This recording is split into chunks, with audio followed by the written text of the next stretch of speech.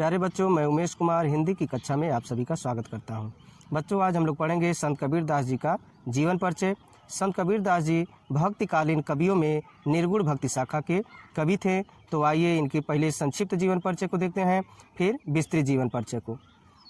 संत कबीरदास जी का जन्म संवत 1455 विक्रमी को हुआ था। जन्म स्थान काशी उत्तर प्रदेश में पड़ता है। इनके गुरु का नाम स्वामी रामानंद तथा पत्नी का नाम लोई था। पुत्र का नाम कमाल तथा पुत्री का नाम कमाली था। ये भक्ति काल के कवि थे। रचनाएं साखी, सबद और रामायणी है। इनकी मृत्यु संवत 1575 ईस्वी में विक्रमी में हुआ था। जीवन परिचय जो विस्तृत रूप से है, ऐसा माना जाता है कि महान कवि एवं समाज सुधारक महात्मा कबीर का जन्म काशी में सन 1398 ईस्वी संवत 1455 विक्रमी में हुआ था। कबीर पंथ में भी इनका आविर्भाव काल संवत 1455 में जेठ शुक्ल पक्ष पूर्णिमा सोमवार के दिन माना जाता है।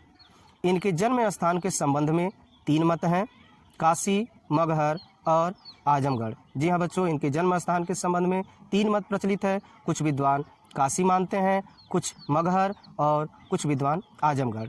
अनेक प्रमाणों के आधार पर इनका जन्म स्थान काशी मानना ही उचित है, लेकिन ज़्यादातर प्रमाणों के आधार पर इनका जन्म स्थान काशी ही माना जाता है। भक्त परंपरा में प्रसिद्ध है कि किसी विधवा ब्राह्मणी को स्वामी रामानंद जी के आशीर्वाद से पुत्र उत्पन्न होने पर उसने समाज के भय से काशी के समीप लहर तारा के पास फेंक दिया था। जी हाँ बच्चों, किसी विधवा ब्राह्मणी को स्वामी रामानंद जी के आशीर्वाद से पुत्र उत्पन्न होने को रह गया और समाज के भय से उसको ले जाकर काशी के ही पास एक लहर तालाब के किनारे फेंक दिया, जहाँ से नीरू और नीमा नामक जुलाहा दंपति ने उसे ले जाकर पाला पोसा और उसका नाम कबीर रखा। इस प्रकार कबीर पर बचपन से ही हिंदू और मुस्लिम दोनों धर्मों के संस्कार पड़े। इनका विवाह लोई नामक स्त्री से हुआ। जी हाँ बच्चों, इनका विवाह लोई नामक एक स्त्री से हुआ, जिससे कमाल और कमाली नाम की 2 संतानें उत्पन्न हुई। महात्मा कबीर के गुरु स्वामी रामानंद जी थे, जिनसे गुरु मंत्र पाकर ये संत महात्मा बन गए। जीवन के अंतिम दिनों में ये मगहर चले गए थे। उस समय यह धारणा प्रचलित थी कि काशी में मरने से व्यक्ति को स्वर्ग प्राप्त होता है तथा मगहर में मरने से नरक। जी हाँ बच्चों, उस समय एक धारणा प्रचलित थी। समाज में एक अंधविश्वास था कि अगर जो व्यक्ति काशी में मरेगा उसको स्वर्ग मिलेगा और जो व्यक्ति मगहर में मरेगा उसको नरक की प्राप्ति होगी। समाज में प्रचलित इसी अंधविश्वास को दूर करने के लिए कबीर अंतिम समय में मगहर चले गए। कबीर की मृत्यु के संबंध में अनेक मत हैं, लेकिन कबीर परिचय में लिखा हुआ मत सत्य प्रतीत होता है। इनकी मृत्यु के संबंध में भी अनेक मत प्रचलित हैं, लेकिन कबीर परिचय में लिखा हुआ जो मत है उसी को सत्य माना जाता है कि 20 वर्ष में ये चेतन हुए और 100 वर्ष की भक्ति करने के बाद मुक्ति पाई। अर्थात कबीर ने 120 वर्ष की आयु पाई थी। संवत 1455 से 1575 तक 120 वर्ष ही होते हैं। कबीर पंथ के अनुसार इनका मृत्यु काल संवत 1575 माघ शुक्ल एकादशी बुधवार को माना जाता है। इनके शव का संस्कार किस विधि से हो, इस बात को लेकर हिंदू मुसलमानों में विवाद भी हुआ। जी हाँ बच्चों, जब ये मरे तो इनके शव को लेकर के, इनके लाश को लेकर के कि किस तरीके से संस्कार किया जाए, हिंदू और मुसलमानों में विवाद भी हुआ, लड़ाइयाँ भी हुई। हिंदू इनका दाह संस्कार करना चाहते थे और मुसलमान इन्हें दफनाना चाहते थे। एक किंवदंती के अनुसार जब इनके शव पर से कफन उठाया गया तो शव के स्थान पर पुष्पराशि ही दिखाई दी। जी हाँ बच्चों, ऐसा माना जाता है कि जब इनके शव पर से कफन उठाया गया तो एक फूल ही दिखाई दिया, जिसे दोनों धर्मों के लोगों ने आधा आधा बांट लिया और दोनों संप्रदायों में उत्पन्न विवाद स्वतः समाप्त हो गया। साहित्यिक सीमाएं। कबीर को शिक्षा प्राप्ति का अवसर नहीं प्राप्त हुआ था। उनकी काव्य प्रतिभा उनके गुरु स्वामी रामानंद जी की कृपा से ही जागृत हुई। अतः यह निर्विवाद रूप से सत्य है कि उन्होंने स्वयं अपनी रचनाओं में लिपिबद्ध नहीं किया। अपने मन की अनुभूतियों को इन्होंने स्वाभाविक रूप से अपनी साखी में व्यक्त किया है। अनपढ़ होते हुए भी कबीर ने जो काव्य सामग्री प्रस्तुत की वह अत्यंत विस्मयकारी है। ये भावना की प्रबल अनुभूति से युक्त उत्कृष्ट रहस्यवादी, समाज सुधारक, पाखंड के आलोचक तथा मानवता की भावना से ओतप्रोत भक्ति काल के कवि थे।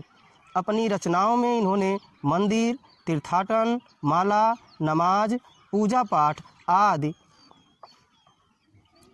धर्म के बाहरी आचार व्यवहार तथा कर्मकांडों की कठोर शब्दों में निंदा की और सत्य, प्रेम, सात्विकता, पवित्रता, सत्संग, इंद्रिय निग्रह, सदाचार, गुरु महिमा, ईश्वर भक्ति आदि पर विशेष बल दिया। इनकी रचनाएं कबीर पढ़े लिखे नहीं थे। जी हाँ बच्चों, कबीर दास जी पढ़े लिखे नहीं थे। इन्होंने स्वयं स्वीकार किया है, मसी कागद छूयो नहीं, कलम गहियो नहीं हाथ। ये कहते हैं मसी माने होता है बच्चों स्याही, कागज माने कागज। इन्होंने कागज और स्याही को छुआ तक नहीं, कलम गयो नहीं हाथ, और कलम को अपने हाथ से कभी पकड़ा नहीं। ये स्वयं कहते हैं, मैंने कागज और स्याही को नहीं छुआ तथा कभी भी अपने हाथ से कलम को नहीं उठाया, नहीं लिया। यद्यपि कबीर की प्रमाणिक रचनाओं और उनके शुद्ध पाठ का पता लगाना कठिन कार्य है, फिर भी इतना स्पष्ट है कि ये जो कुछ गा उठते थे इनके शिष्य उसे लिख लिया करते थे। कबीर के शिष्य धर्मदास ने इनकी रचनाओं का बीजक नाम से संग्रह किया है, जिसके 3 भाग हैं, साखी, सबद और रामायणी। जी हाँ बच्चों, ऐसा माना जाता है इनके दोहे के ही माध्यम से, जो प्रमाणिक रूप से स्पष्ट है कि ये पढ़े लिखे नहीं थे। ये जो कुछ भी गाते थे उसको इनके शिष्य धर्मदास लिख लिया करते थे और इनका एक संग्रह बीजक के नाम से तैयार हुआ, जिनके 3 भाग हैं, साखी, सबद और रामायणी। साखी यह संस्कृत साक्षी शब्द का विकृत रूप है और धर्मोपदेश के अर्थ में प्रयुक्त हुआ है। कबीर की शिक्षाओं और सिद्धांतों का निरूपण अधिकतर साखी में ही हुआ है। यह दोहा छंद में लिखा गया है। दूसरा है सबद। यह गेय पद है जिसमें पूरी संगीतात्मकता विद्यमान है। इसमें उपदेशात्मकता के स्थान पर भावावेश की प्रधानता है, क्योंकि कबीर के प्रेम और अंतरंग साधना की अभिव्यक्ति हुई है। तीसरा है रामायणी। यह चौपाई एवं दोहा छंद में रचित है। इसमें कबीर के रहस्यवादी और दार्शनिक विचारों को प्रकट किया गया है। इनकी भाषा शैली, कबीर की भाषा मिली जुली भाषा है जिसमें खड़ी बोली और ब्रज भाषा की प्रधानता है। इनकी भाषा में अरबी, फारसी, भोजपुरी, पंजाबी, बुंदेलखंडी, ब्रज, खड़ी बोली आदि विभिन्न भाषाओं के शब्द मिलते हैं।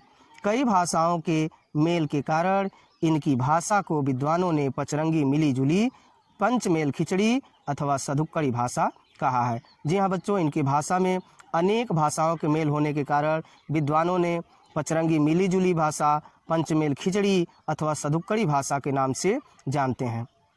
कबीर ने सहज, सरल व सरस शैली में उपदेश दिए। यही कारण है कि इनकी उपदेशात्मक शैली क्लिष्ट अथवा बोझिल है, जिसमें सजीवता, स्वाभाविकता, स्पष्टता एवं प्रवाहमयता के दर्शन होते हैं। इन्होंने दोहा, चौपाई एवं पदों की शैली अपनाकर उनका सफलतापूर्वक प्रयोग किया। व्यंग्यात्मकता एवं भावात्मकता इनकी शैली की प्रमुख विशेषताएं हैं। जी हाँ बच्चों, इनके दोहों में व्यंग भी देखने को मिलेंगे और भाव की भी प्रधानता है। जो लोग इस चैनल पे पहली बार आए हैं वो प्लीज़ मेरे चैनल को सब्सक्राइब कर लें और बेल आइकन को दबाना ना भूलें तथा आपको नोटिफिकेशन मिलता रहे। मिलते हैं फिर नए पाठ के साथ नए वीडियो में। तब तक के लिए धन्यवाद।